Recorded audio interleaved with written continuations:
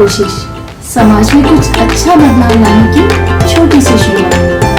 नहीं आपको मिलाता है ऐसे ही आम लोगों से, हमारे रियल हीरो से।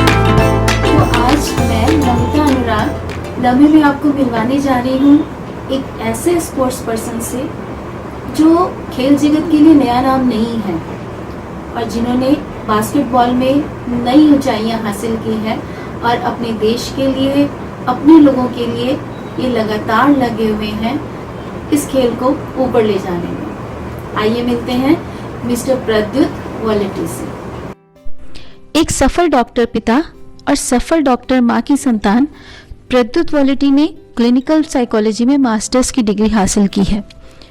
उनका एरिया ऑफ इंटरेस्ट था आज के किशोरों और युवाओं में बढ़ती हुई सब्सटेंस अब्यूज और ड्रग एडिक्शन और इन जैसी अनेक मानसिक, भावनात्मक और सामाजिक समस्याएं और उनका निराकरण। अपनी इंटर्नशिप के दौरान भी प्रद्युत ऐसे कई परेशान, बीमार और दिशाहीन युवाओं के संपर्क में आए। यही वह समय था जब उन्होंने एक बड़ा निर्णय लिया और फर्दर स्टडीज के लिए यूएस जाने का निर्णय त्याग दिया। अब प्रद्युत का एक ही लक्ष्य था, निर्धन, अशिक्षित और दिशाहीन युवाओं को सही दिशा दिखाने का। उनके माता पिता और परिवार का पूरा सहयोग उनके साथ था, भावनात्मक, मानसिक और यहाँ तक कि आर्थिक भी।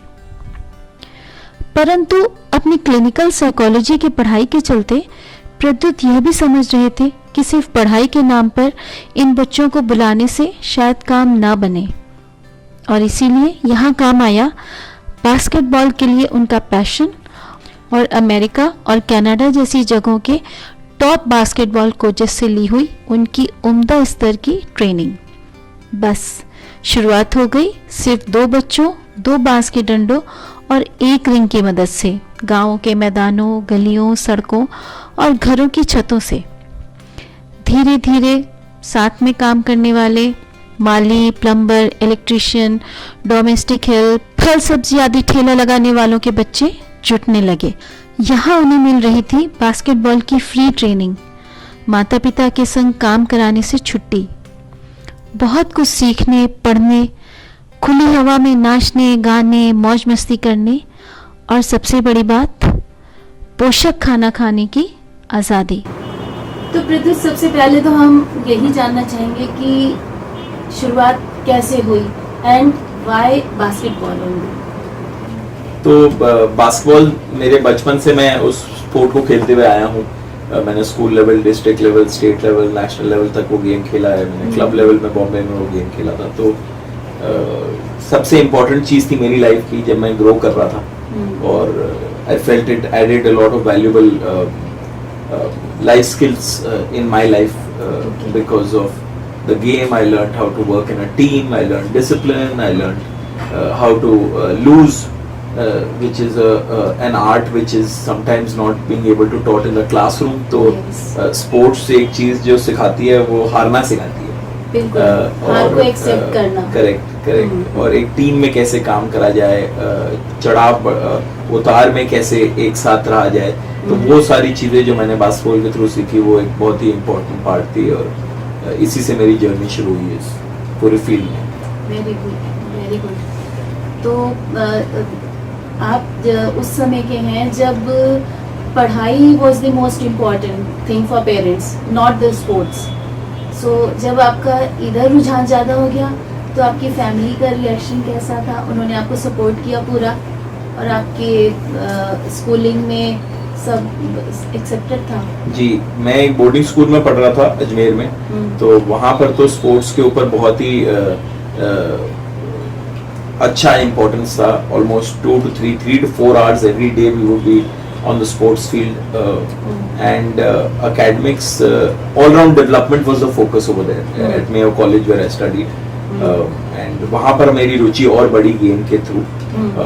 जब मैंने ये पाथ चुना तो of course lot of people had doubts कि भाई ये आप इसको चुन तो रहे हैं, कैसे सक्सीड करोगे, कैसे इनकम आएगी, आप क्या कर पाओगे लाइफ में, etcetera. But I did not have any resistance from my family. They are from a believe कि भाई आप जो भी करो अच्छा करो, अपनी फुल एफर्ट डालो एंड जहाँ तक आप जा सकते हो वहाँ जाओगे। तो They had full I did- confidence in हाँ you. जी, हाँ जी। तो उसी की वजह से हम फिर उस पूरे राह पे चल पाए और फिर धीरे धीरे वहाँ से बढ़ते गए। Very nice. एकेडमी के बारे में बताइए, वो जर्नी कैसे शुरू हुई, जी। और आपने बाहर भी जाकर के ट्रेनिंग ली है, tell us something about that. तो बेसिकली मैंने बास्केटबॉल कोचिंग स्टार्ट करी थी मेरी सोसाइटी और कुछ आसपास की सोसाइटीज़ में, जब मैंने अपनी मास्टर्स खत्म करी थी क्लिनिकल साइकोलॉजी में। तो मेरा area of interest substance abuse था, यूथ के साथ जो एक बहुत बड़ी प्रॉब्लम है आज के टाइम पे, which is drug addiction, substance abuse. तो वो वाला एरिया मेरे को सबसे ज़्यादा इंटरेस्टेड था कि ऐसा क्यों हो रहा है और इसको रोकने के लिए क्या क्या किया जा सकता है ग्रास रूट लेवल में, जहाँ पर बच्चे एट रिस्क हैं। Very nice. और उसी विचार को लेके हमने सोचा कि भाई बास्केटबॉल के साथ मेरे को लगा कि बास्केटबॉल के थ्रू मैं यूथ को इंगेज कर सकता हूँ, उनकी एनर्जी सही तरीके से सही जगह में निकाल सकता हूँ। और उसी से हमारी पूरी जर्नी स्टार्ट हुई। मैंने कोचिंग स्टार्ट करी, बट फिर मेरे को लगा कि मेरे को जितना नॉलेज होना चाहिए गेम के बारे में, कोचिंग के बारे में, वो नॉलेज नहीं थी। तो फिर मैंने फाइनली डिसाइड किया कि मैं अमेरिका जाऊँ, तो वहाँ पर ट्रेनिंग लूँ कि बच्चों को सिखाया कैसे जाता है बास्केटबॉल, सही तरीके से कैसे सिखाया जाता है। तो वो ट्रेनिंग लेके मैं फिर इंडिया आया और उसके बाद फिर मैंने कैंप्स, क्लिनिक्स, वर्कशॉप्स अलग अलग टीम्स के साथ, स्टेट लेवल, नेशनल टीम्स के साथ, सबके साथ किया है। और उसी जगह तो बास्केटबॉल एक माध्यम है हमारा इन बच्चों को रीच आउट करने का, क्योंकि बच्चे जो बहुत यंग हैं उनको एक बहुत ही फन और एक्टिव चीज चाहिए। वो सिर्फ अगर मैं पढ़ाई का एक ट्यूशन सेंटर खोल दूंगा तो इतने बच्चे नहीं आएंगे, बट हम लोग का बास्केटबॉल ग्राउंड पे शाम को 300 से 400 बच्चे आ जाते हैं एक ही ग्राउंड पे। तो हमने अलग अलग तरीके से इनके लिए वॉलंटियर्स रखे हुए हैं जो बच्चे इनको इंग्लिश सिखाते हैं, पब्लिक स्पीकिंग स्किल्स इनकी इम्प्रूव करते हैं, इनकी ओवरऑल हाइजीन को इम्प्रूव करते हैं, इनको हेल्थ और न्यूट्रिशन के बारे में बताते हैं। और इन एडिशन टू दैट हमारा अपना डिजिटल लिटरेसी सेंटर है जहाँ पर बच्चे आके कंप्यूटर सीखते हैं। तो गोल ये है कि ये बच्चे स्किल्ड हों इवेंचुअली, कि जब ये 12th खत्म करें या कॉलेज खत्म करें तो इनको कंपनीज नौकरियां दें। सबसे इम्पोर्टेंट चीज, at the end of the day the programme will be evaluated on the basis of how many children were able to get absorbed in the main force, also how many people were able to get out of poverty. आज इनके parents electrician है, plumber है, gardener है, security guard है, domestic help है। तो हमारा उद्देश्य सबसे बड़ा ये है कि इनको पॉवर्टी की साइकिल से बाहर निकालें, और उसके लिए हम अलग अलग कंपनीज के साथ कोलैबोरेट करके अलग अलग सेंटर, जैसे इस साल अब हम लोग का एक रोबोटिक्स और एआई का सेंटर आ रहा है जो सीमेंस ने हमें स्पॉन्सर किया है। तो उसमें हम बच्चों को रोबोटिक्स और गाड़ी कैसे बनानी है और मोटर कैसे चलती है और कार्पेंट्री स्किल्स एक्सेट्रा, इसको स्टेम कहते हैं आज के टाइम पे, स्टेम लैब्स। तो वो वाले लैब्स हम लोगों ने अभी एक गेजा में बनाया है। और फिर धीरे धीरे हमारा मकसद है कि हर गांव के अंदर साइंस को और इंजीनियरिंग और साइंस और मैथमेटिक्स और टेक्नोलॉजी को कैसे बच्चों की तरफ लेके जाया जाए, क्योंकि एंड ऑफ द डे 10 साल बाद और टेक्नोलॉजी की जरूरत होगी और मैन पावर उस फील्ड में जरूरत होगी। तो more and more children should be aware about that जाता है बास्केटबॉल सही तरीके से कैसे सिखाया जाता है। तो वो ट्रेनिंग लेके मैं फिर इंडिया आया और उसके बाद फिर मैंने कैंप्स, क्लिनिक्स, वर्कशॉप्स अलग अलग टीम्स के साथ, स्टेट लेवल, नेशनल टीम्स के साथ, सबके साथ किया है और उसी जर्नी पे हम चल रहे हैं। तो वाकई में बहुत बड़ी बात है कि आपने मतलब यूथ की जनरेशन को जो ये वाली जनरेशन थी उसकी एनर्जी को आपने बहुत सही डायरेक्शन में चैनलाइज करा, और उसके लिए आपने खुद, जबकि आपको खुद जा करके ट्रेनिंग लेनी पड़ी। जी, ऐसा सोचने वाले बहुत कम लोग हैं। Very nice.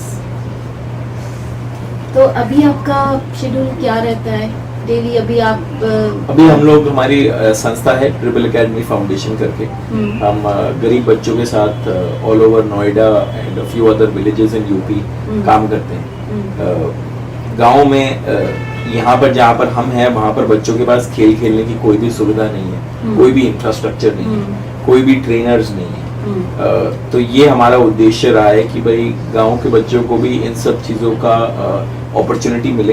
It is like a right to education, they should have a right to sports, and we have been building infrastructure with the help of corporates and trust and individual people जो हमें support करते हैं इस गोल के साथ कि ज़्यादा से ज़्यादा बच्चे एक हेल्दी और एक्टिव लाइफस्टाइल जिए गांव में, और वहाँ से हम धीरे धीरे बच्चों को डिस्ट्रिक्ट लेवल, स्टेट लेवल पे अलग अलग जगह, अब सरकारी स्कूल जो हैं हम जिनके साथ काम करते हैं, अब वो नोएडा के सबसे बढ़िया जाने माने स्कूल्स के साथ भी compete करते हैं। अच्छा। क्योंकि पहले उनके पास कोई स्पोर्ट ही नहीं था कि वो compete करते, बट आज उनके भी स्कूल के अंदर बास्केटबॉल कोर्ट्स बने हुए हैं। तो अब हम धीरे धीरे कर रहे हैं कि वहां से बच्चे भी हमारे यहाँ पर, हमारे गांव में आके, टॉप स्कूल ऑफ नोएडा से लोग गेजा गांव आके भी मैच खेल के जाते हैं, step by step, Shivnath, pathway, Shri Ram, ये सारे स्कूल्स हमारे यहाँ पर भी आके मैचेस खेल के जाते हैं। क्योंकि हमने इंफ्रास्ट्रक्चर वैसा डेवलप कर लिया है और हम भी खुद अपने टूर्नामेंट्स होस्ट करते हैं।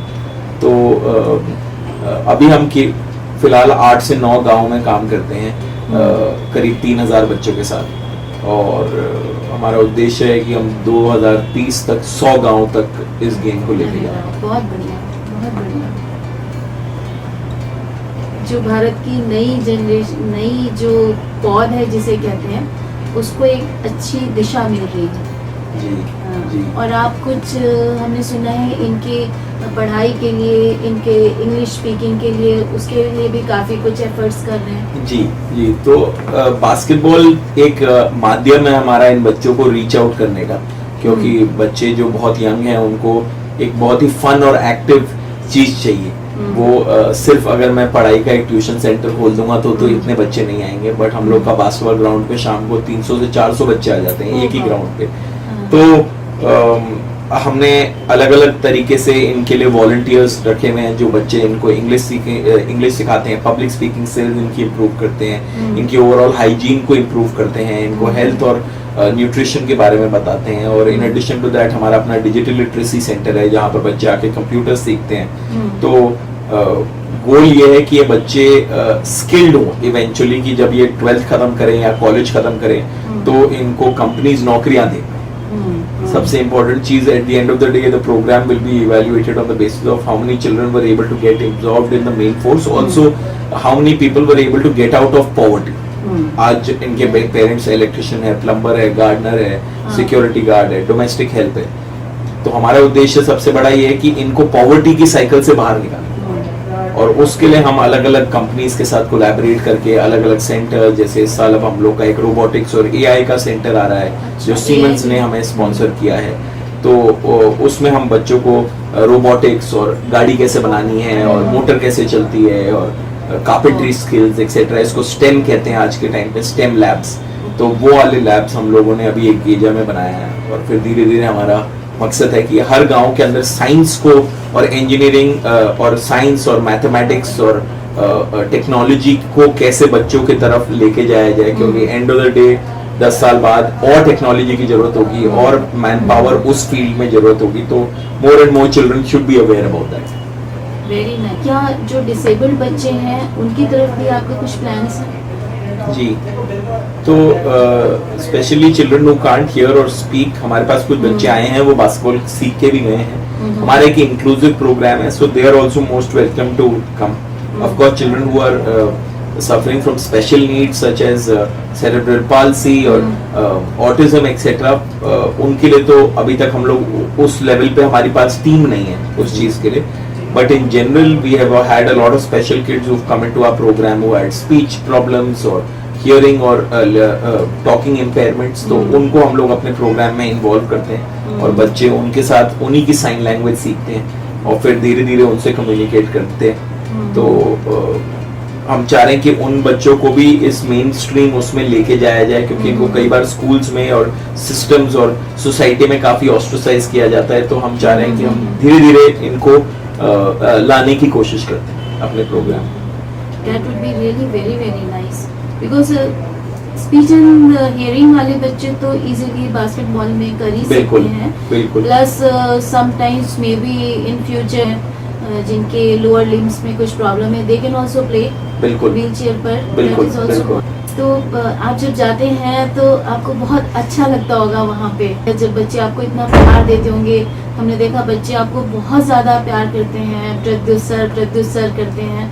So how do you feel when you reach them, when you talk to them, कैसा लगता है आपको? हाँ, इट्स डेफिनेटली रिवॉर्डिंग कि एक गांव जिसमें कोई खेल खेलने की कोई भी सुविधा नहीं थी। आज वो गांव के बच्चे डिस्ट्रिक्ट लेवल स्टेट लेवल पे जा रहे हैं, कुछ बच्चों को फुल स्कॉलरशिप्स मिल गई है। एक स्टूडेंट दिल्ली यूनिवर्सिटी में इकोनॉमिक ऑनर्स कर रही है रामजस में, she is finishing 3rd year now she will try for business school this year, CAT की पढ़ाई कर रही है। एक लड़की जेई की तैयारी कर रही है। तो of course it's a great feeling to see them also being able to achieve their aspirations, what they want to do, and we being a small part of helping them get to wherever they want to get to, because that's our eventual goal कि बच्चों को कल को ऐसा नहीं लगे कि उनको कोई सपोर्ट की वजह से वो अपनी लाइफ में कुछ अचीव नहीं कर पाए। तो हम इनकरेज करते हैं कि वो मेहनत करें। और हमने सुना है कि आप गर्ल्स के लिए काफी ज्यादा काम कर रहे हैं। 1000 बच्चों के साथ काम करते हैं, उसमें से 1500 से 1600 लड़कियां ही हैं।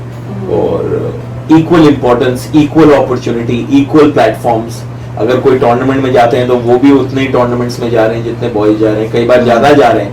तो हमारी प्रैक्टिसेस एक साथ होती है, कोई अलग प्रैक्टिस नहीं है।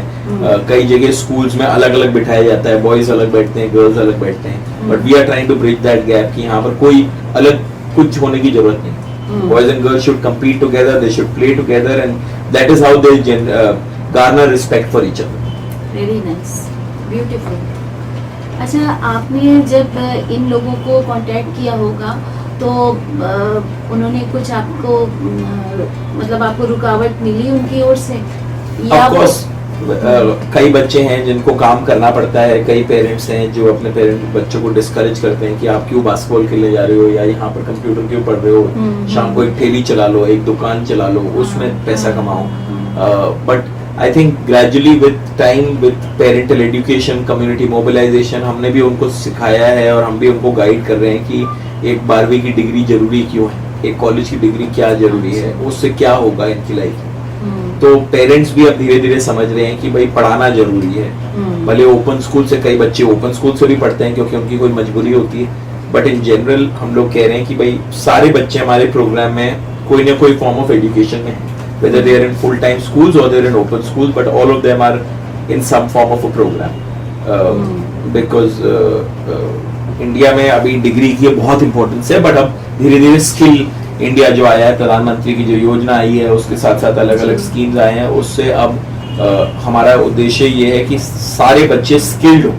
तो अभी कई स्किल सेंटर्स हैं नोएडा में, अभी धीरे धीरे, अभी हल्दीराम्स ने एक स्किल सेंटर खोला है, वहाँ पर ब्यूटिफिकेशन, बेकरी, फैशन टेक्नोलॉजी, ऐसे सारे कोर्सेज हैं जो बच्चा क्लास 9th और उसके आगे वो कोर्सेज में जा सकता है। केवल 5000 रुपए या कुछ का बहुत ही नॉमिनल चार्ज है, और उसके बाद आपको guarantee deployment. So we are encouraging children that while you are pursuing your education, you can continue to finish those hours. 300 घंटे का कोर्स है, तो अगर कोई 9th क्लास में शुरू करता है तो वो 11th 12th तक अपने 300 घंटे कंप्लीट करके एक सर्टिफिकेट वो के एम्प्लॉयबल हो सकता है right after 12th class etcetera. तो अलग अलग जगह अलग अलग कॉर्पोरेट्स जिनका CSR फंड वो चाह रहे हैं कि उसमें से एक पर्टिकुलर पोर्शन बच्चों की फिजिकल एक्टिविटीज और सरकारी स्कूल्स के अंदर कैसे उसको बिल्ड किया जा सकता है ताकि और बच्चे स्कूल आए, ड्रॉप आउट रेट्स कम हो, और at the same time in schools भी टॉप ऑफ द लाइन सारे स्कूल्स के साथ कॉम्पिटिशंस में पार्ट लें, क्योंकि वो इक्वालिटी ब्रिज करना बहुत, वो इनइक्वालिटी रिड्यूस करना बहुत इम्पोर्टेंट है। तो गवर्नमेंट की ओर से भी कोई सपोर्ट है? अभी तक नहीं, गवर्नमेंट की तरफ से कोई सपोर्ट नहीं मिला है अभी तक हमें, but hopefully in due course of time we can have some form of collaboration where we can take maybe a policy change or etc. बिल्कुल स्पोर्ट्स का काम है, इसकी बिगनिंग बिल्कुल स्टार्टिंग से होनी चाहिए, बिल्कुल छोटी एज से शुरुआत कर दी जाए, दैट मीन्स स्कूलिंग एज। तो स्कूल्स वालों के लिए आपका क्या संदेश? क्या स्कूल्स में इतना सपोर्ट हो रहा है स्पोर्ट्स के लिए, या आपको स्ट्रगल करना पड़ता है? इंडिया में एक स्पोर्टिंग कल्चर आना में अभी भी कई साल दूर हैं उससे, but in general of course अब खेलो इंडिया की स्कीम्स आई हैं, गवर्नमेंट अलग अलग वेज में सपोर्ट कर रहा है, प्रमोट कर रहा है कि स्पोर्ट्स को और प्रमोट किया जाए अलग अलग जगह। तो स्कूल्स को ये समझना कि हमारे बच्चों के लिए sport will be a very important factor for them to succeed in life, is something which a lot of schools currently struggle with. You know कि जो बच्चे, और आज के टाइम पे अगर आप देखें top CEOs of the world, a lot of those CEOs have actually played sports. And what does that tell us is that to be great leaders, to know how to work in a team, sports teaches you that sometimes which you don't learn in a classroom. You know, with your projects or etc. etc. So sports is going to actually only add value. It will reduce health hazards, it will reduce diabetes, it will reduce blood pressure, and at the same time it will actually promote the children to compete in different competitions etc. etc. संदेश यही है कि आपके सारे बच्चों को खेल खेलने का मौका मिलना चाहिए, और आपकी स्कूल की टीम्स की बननी चाहिए, क्योंकि बच्चे eight the end of the day motivated तभी होंगे अगर उनको कोई कंपटीशन का प्लेटफॉर्म मिले. इट कांट जस्ट बी कि हाँ हम लोग स्पोर्ट्स क्लास लेते हैं, उनको कॉम्पिटिशन्स में डाला जाए. आप खुद अपनी कॉम्पिटिशन्स करिए, अपने स्कूल के अंदर एक स्पोर्टिंग कल्चर डेवलप करिए. साल में एक एनुअल डे होता है, उसकी जगह आप 2 बार करिए उसको. हर क्वार्टर में एक स्पोर्ट्स डे करिए. कितना टाइम जाएगा? 1 दिन जाएगा, 2 दिन जाएगा, but at the same time you cannot build a culture by doing annual activities. It will have to be more frequent in nature for more kids to develop that. कई schools कहते हैं कि हम टूर्नामेंट जाएं तो बहुत time चला जाता है, बहुत दूर जाना पड़ता है एक्सेट्रा. तो हमारा सजेशन ये है कि आपके बगल में जो schools हैं आप उनसे तो खेलिए. वो आपके स्कूल आए, आप उनके स्कूल जाएं. होम एंड अवे का जो सर्किट होता है all over the world, America में और ऑस्ट्रेलिया इधर उधर, तो अच्छी कंट्रीज को देखिए, अच्छे स्कूल्स को देखिए जिन्होंने एक अच्छा स्पोर्टिंग कल्चर अडॉप्ट किया है, और उधर से आप क्या ला सकते हैं. क्योंकि अब न्यू एजुकेशन पॉलिसी भी कह रही है कि अब आपको स्पोर्ट्स पीरियड्स बढ़ाने हैं. हर बच्चे को हर रोज एक 30 से 35 मिनट का स्पोर्ट्स पीरियड मिलना चाहिए. तो अब ये स्कूल एडमिनिस्ट्रेशन के ऊपर है कि उस कल्चर को कैसे प्रमोट किया जाए और ज्यादा से ज्यादा बच्चों को एक्टिव कैसे रखा जाए. बिल्कुल, आपके थॉट्स जो हैं वो सुन करके उम्मीद जाग रही है कि India will excel in sports as well. और शुरुआत से ही खेलों की अगर शुरुआत हो जाए सिखाने की, सीखने की, तो वो तो काफ़ी अच्छा हो जाएगा. अच्छा प्रद्युत, हमें कुछ आपकी ट्रेनिंग के दौरान या जब आप बाहर थे तो बताइए जो आपके साथ हुए होंगे, कुछ इंटरेस्टिंग किस्से. जब मैं 2018 में गया था तब हमारी एक फिल्म थी ड्रिबलिंग ड्रीम्स करके, जो एक national award winning director Varun Tandon ने बनाई है, जो मेरे स्कूल के फ्रेंड हैं. तो वो film actually children film festival California और कई जगह शॉर्टलिस्ट करी गई थी, और लखनऊ में उसको एक अवार्ड भी मिला गया था. और तो वो फिल्म मैंने अलग अलग जगह US में प्रेजेंट करी, स्कूल टीम्स, कॉलेज टीम्स, इस सब के साथ. और स्टैनफोर्ड यूनिवर्सिटी में उन्होंने एक मैच के दौरान उस फिल्म को बड़ी स्क्रीन पे लगाया. तो वो एक बहुत बड़ा, that will be probably one of the biggest stages we been at. So it's a great that thing. बाकी ऑफ कोर्स मैं कुछ NBA के खिलाड़ियों से मिला, बास्केटबॉल के टॉप जाने माने प्लेयर से मिला, मैंने NBA की टीम्स की ऑफिसेज, उनका कोर्ट, ये सारी चीजें देखी. तो वो मेरे लिए ड्रीम से बड़ा था कि मैं उस एरिया में बैठा हूँ, उन लोगों के साथ बैठा हूँ, और हमारा ये जो विजन है बास्केटबॉल को लेके हर गांव में ले जाने का, वो उनके साथ शेयर कर पाया. Very nice. तो आप जब बाहर थे, आप जब सीख रहे थे, आप इन सब लोगों से मिले, तो आपको कभी ये नहीं लगा कि मैं यहीं पे ही रह जाऊँ, यहाँ पे मेरा और ज़्यादा ब्राइट फ्यूचर है, instead of going back to India और वहाँ पे मैं गांव के बच्चों को जाके सिखाऊं? ऐसा लगा नहीं. Of course, I would like to go there for more time for training, to see more programs, maybe spend a year over there, etc. But in general, अभी इंडिया को मेरी जरूरत है, मुझे इंडिया की जरूरत है. वेरी नाइस, बहुत बढ़िया. तो प्रद्युत, अगर आपसे लोग कांटेक्ट करना चाहें बास्केटबॉल के रिगार्डिंग या फॉर एनी मैटर, जी, तो आपसे कैसे कांटेक्ट करेंगे? वो हमारा मिशन है कि हर गांव में, हर गली के अंदर बच्चों को खेल खेलने की सुविधा मिले, जो भी स्पोर्ट संभव हो. उसमें individuals, RWAs, local authorities administrations का एक बहुत महत्वपूर्ण रोल रहेगा इस चीज में। और इतना मुश्किल नहीं है स्पोर्ट्स को प्रमोट करना। आपको एक फुटबॉल देनी है, 2 बैडमिंटन के रैकेट देने हैं, एक बास्केटबॉल का पोल लगाना है। ये एक्चुअली बहुत ही सिंपल चीजें हैं। ये स्पोर्ट्स जो हैं ये ऑलमोस्ट पुअर मैन स्पोर्ट्स हैं to a great extent, some of them basketball specially. और एक बार आपने एक बास्केट लगा दिया तो वो 10 साल तक उस बास्केट को कुछ नहीं हो रहा है।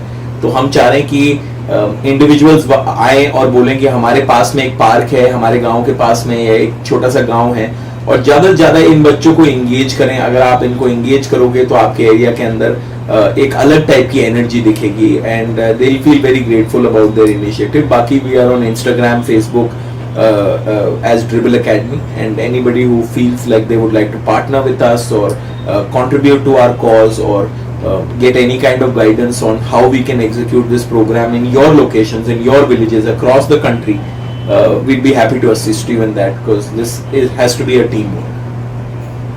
जी, बहुत अच्छा। तो प्रद्युत, बहुत धन्यवाद कि आप यहाँ पर आए, आपने हमें इतनी काम की बातें बताई। और बहुत सारे ऐसे लोग होंगे, बहुत सारी ऐसी ऑर्गेनाइजेशंस होंगी जिनको आपकी बातें सुन के इंसाइट मिली होगी, नॉलेज मिली होगी, और जो आपका एम है ड्रिबल एकेडमी का और आप सब लोगों का, जो आपकी टीम है कि इंडिया में ज़्यादा से ज़्यादा स्पोर्ट्स बढ़े, लोग अलग अलग फील्ड्स में एक्सेल करें, तो ऐसे लोग ज़रूर आएंगे आपके पास और हमें हर तरह से उसका फ़ायदा होगा। Thank you so much for